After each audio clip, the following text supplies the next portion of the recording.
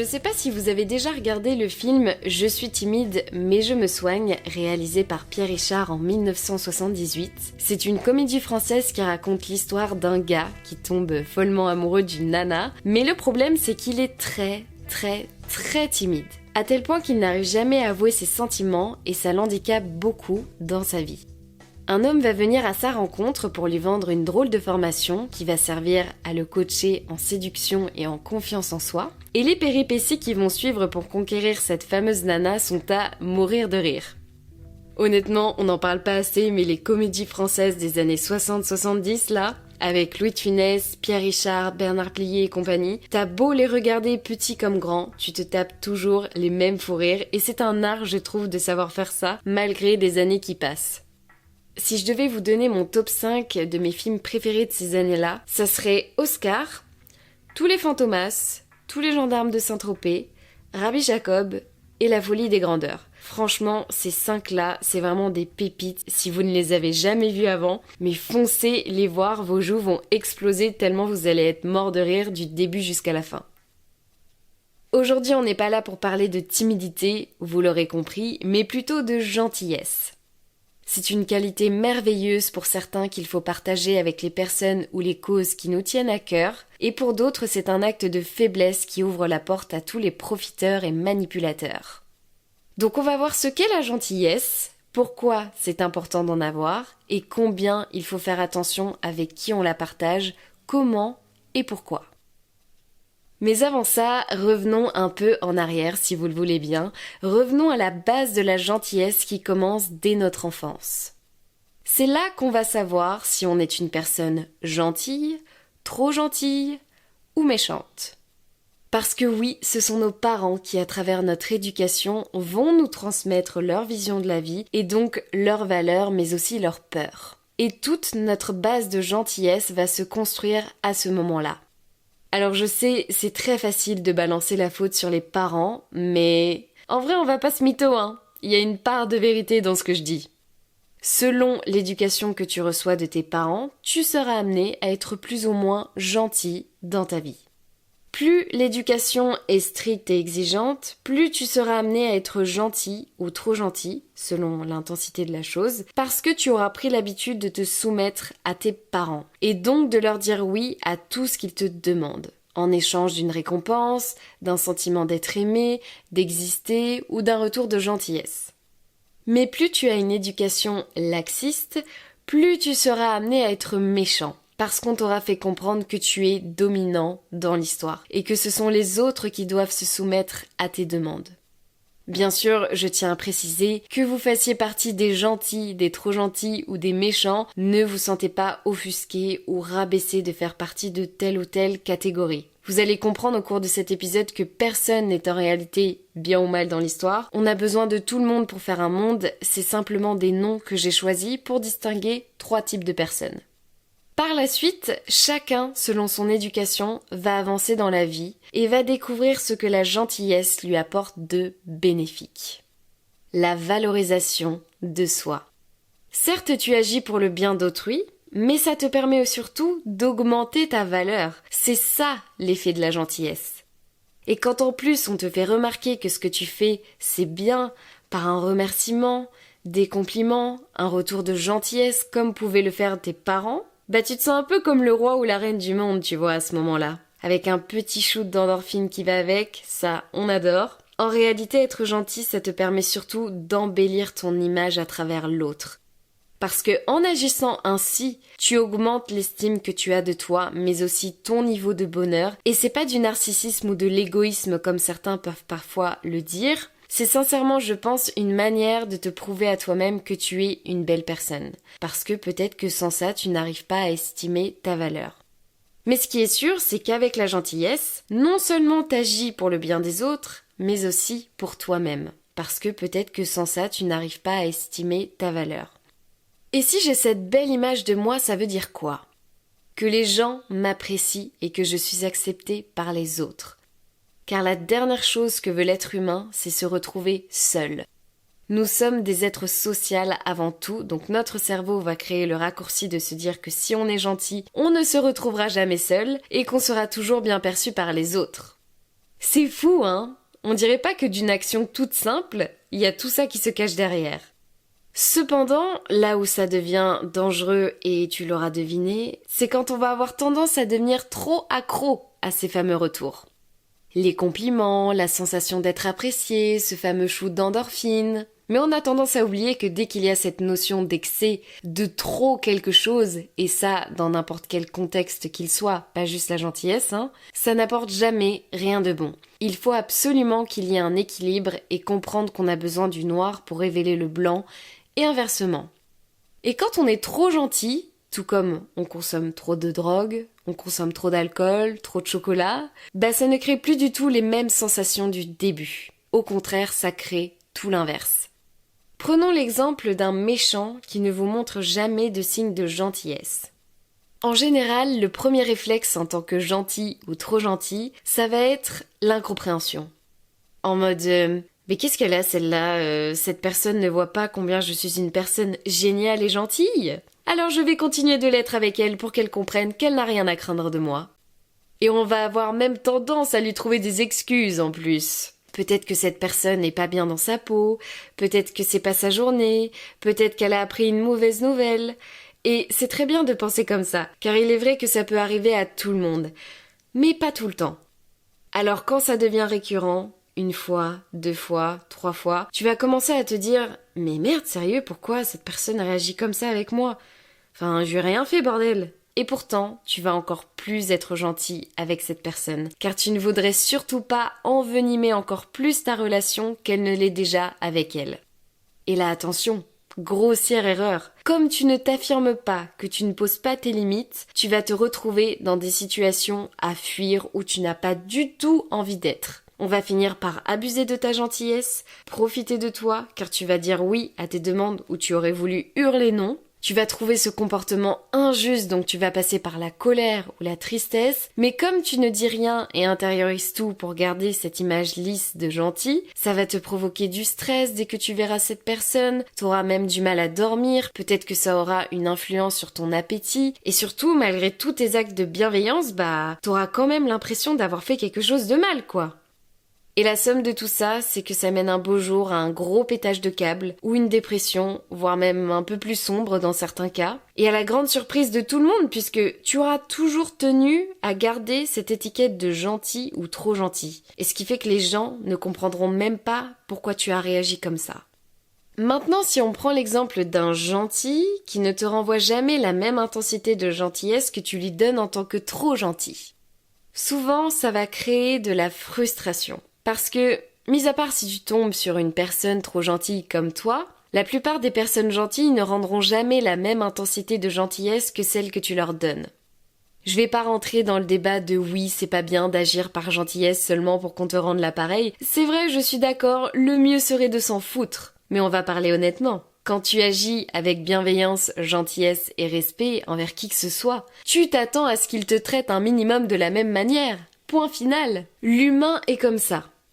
Ce qui fait que tu seras forcément un peu déçu des personnes simplement gentilles, car tu t'attendras à recevoir beaucoup plus. Et là pareil, deuxième erreur, tu vas intérioriser tout ça, tu vas avoir tendance à fuir la discussion, te dire qu'au fond, c'est pas si grave parce que cette personne ne t'a jamais fait quoi que ce soit de mal en soi, tu vois. C'est juste que tu aimerais plus avec elle. Et inconsciemment, même si c'était la dernière des choses que tu voulais, tu vas te mettre à en vouloir à cette personne de ne pas t'accorder ce supplément de gentillesse que toi, tu lui offres. Et ça peut briser des relations bêtement parce que la personne gentille sentira qu'elle a fait quelque chose de mal, mais comme tu n'arrives pas à l'exprimer ou que ça n'a pas été dit de manière très claire pour elle, ça brise des amitiés, des couples, des relations de travail. T'auras la sensation de ne pas te sentir aimé ou accepté tel que tu es, ta confiance en toi va baisser et ça peut te faire ressentir un mal-être général, de la tristesse et bien souvent de la solitude. Et ça, on est d'accord que ça ne peut pas durer éternellement. Tu mérites mieux que ce genre de relation qui ne va que dans un sens. Bon. Alors on écoute ce qui va suivre. Il va falloir apprendre à réguler ta gentillesse et en finir avec ce rapport parent-enfant. Car sinon tu ne ressentiras plus les effets de la gentillesse du début. Je pense que si tu écoutes ce podcast, c'est que tu es désormais un ado ou un adulte. Il faut que tu comprennes que ce schéma-là, le fait d'obéir à tes parents et de dire oui à tout ce qu'ils te demandent sans poser de questions, il t'a été bénéfique pour avoir une bonne base de départ pour ta vie d'adulte. Mais en grandissant, tu as pu constater qu'il y a des inégalités. Tout le monde n'a pas reçu la même éducation parce que les parents font de leur mieux avec leur propre bagage émotionnel et l'éducation qu'ils ont eux aussi reçue, faut pas l'oublier, c'est jamais facile pour tout le monde. Et en grandissant, tu as compris que tu ne peux pas avoir ce comportement de gentil ou trop gentil avec tout le monde. Il va falloir que tu analyses à qui tu l'accordes et pourquoi. Pour les personnes gentilles, pars du principe qu'elles te rendront toujours ta gentillesse, mais à leur manière et surtout selon l'intensité qu'elles ont envie de mettre. Et tu n'auras pas à leur en vouloir si tu estimes que ce n'est pas assez à tes yeux. Sache qu'elles font de leur mieux pour que ce soit équilibré, que ce soit juste pour toi comme pour elles. Et n'oublie pas que tout cela est lié à tes peurs d'être abandonné, de ne pas te sentir aimé ou accepté tel que tu es, mais en aucun cas à cause du fait que la personne ne t'apporte pas ce fameux supplément de gentillesse. Donc essaie de te réguler et de ne pas donner autant que ce que tu donnerais aux personnes trop gentilles. Pour les personnes trop gentilles, si tu as la chance d'être entouré de ces merveilleuses personnes, permets-toi d'expérimenter ta gentillesse à 100%. Baisse tes barrières, enlève tes peurs, tu ne le regretteras pas. Même si ça peut paraître parfois trop excessif selon toi, en réalité, son comportement vient avant tout d'une bonne intention. C'est leur manière de se prouver qu'elles sont de bonnes personnes. Et si tu en fais partie, profite de cette osmose totale d'être en compagnie des mêmes personnes que toi, où tu peux être 100% toi-même, sans se soucier si un tel va profiter de l'un, sans se soucier si l'autre va te rendre l'appareil, sois profondément gentil, comme tu l'aimes, et kiffe ton moment. Et pour les personnes méchantes, il faut que tu arrêtes d'être gentil. Si tu veux communiquer avec elles et leur dire ce que tu penses, surtout ne sois pas gentil. Parce que c'est un langage qu'elles ne comprennent pas, il vaut mieux fixer ses limites en leur disant 1000 fois non pour que ça donne plus de valeur à ton oui, pour qu'elles comprennent comment tu fonctionnes. Et quand tu auras fait comprendre à l'autre que vous êtes sur un même pied d'égalité, la gentillesse pourra peut-être prendre sa place à ce moment-là. Mais en attendant, ne prends rien personnellement avec elles et évite de les mettre sur un piédestal car elles détestent ça. David Laroche disait dans une interview que pour avoir une bonne relation avec n'importe qui, il faut partir du principe qu'il n'y a aucune hiérarchie entre toi et cette personne. Peu importe combien tu l'estimes, peu importe le statut, peu importe ce qu'elle dégage, pars du principe que personne n'est en dessous ou au-dessus de toi et tu verras que tu auras plus de facilité à t'exprimer et à rester toi-même avec les autres. Personne n'a envie d'être idolâtré en permanence et inversement, on veut juste être entouré de personnes authentiques, sincères et surtout, pas de suce-boule en chef. Voilà, c'est important de le comprendre.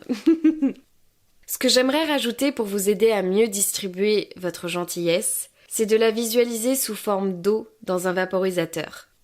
Et les fleurs que tu vas décider d'arroser avec pour veiller à leur bonne croissance, ce seront les personnes gentilles, trop gentilles et méchantes. À toi de juger qui en a le plus besoin selon le type de fleur et n'oublie pas que ton vaporisateur, à un moment donné, il n'aura plus d'eau. À toi de bien gérer ta répartition et de ne pas te retrouver à sec pour ta propre fleur. Faut pas l'oublier, tu as aussi toi à t'occuper aussi. Donc au lieu de galérer à t'arroser avec le reste des dernières gouttes, prends le temps de remettre de l'eau en prenant du temps pour toi, en réalisant ta valeur et en regardant qui a arrosé ta fleur à toi aussi.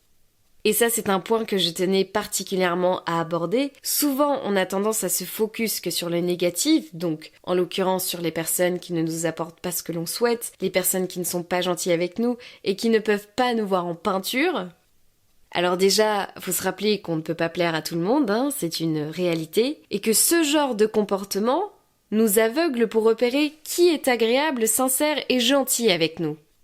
Apprenons à remarquer les personnes qui nous apprécient telles que l'on est déjà. Au lieu de forcer la personne méchante à devenir gentille, d'obliger la personne gentille à devenir trop gentille, ou d'influencer la personne trop gentille à devenir méchante.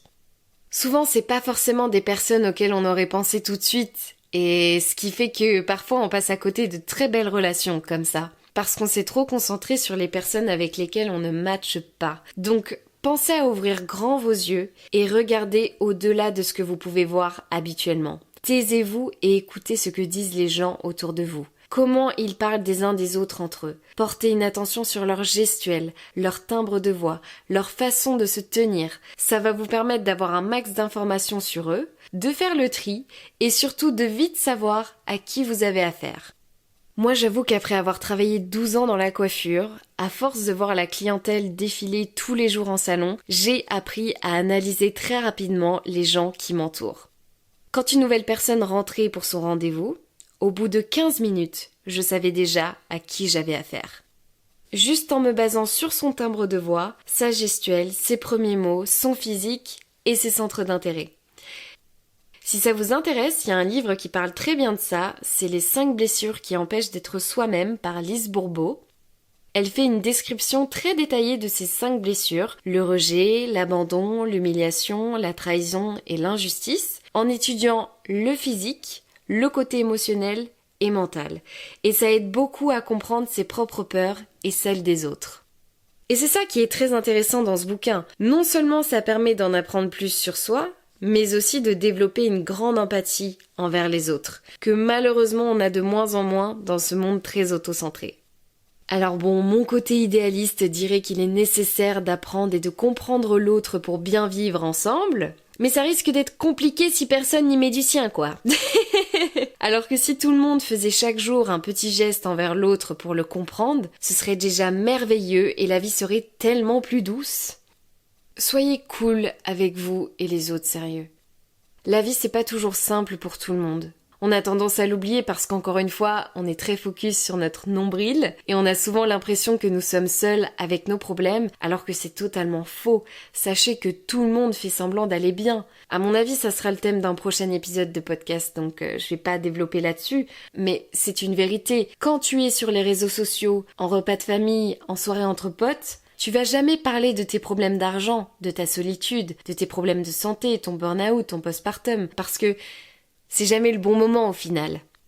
Jusqu'au jour où ça éclate, alors qu'on aurait pu désamorcer tout ça bien avant, simplement en le partageant aux autres et en se montrant empathique. Conclusion, partez du principe que tout le monde est gentil, analysez qu'il l'est plus ou moins, et après donnez en fonction ce que vous avez envie, sans passer dans l'extrême non plus, parce que il faut que vous en gardiez un peu pour vous, c'est très important pour votre épanouissement personnel. Rappelez-vous l'image du vaporisateur, très important. Et gardez en tête qu'il n'y a pas de gentil, de trop gentil ou de méchant au sens propre du terme. En réalité, on est tous les mêmes, mais juste avec une éducation, des valeurs et des peurs différentes. Et il ne tient qu'à nous tous de le comprendre.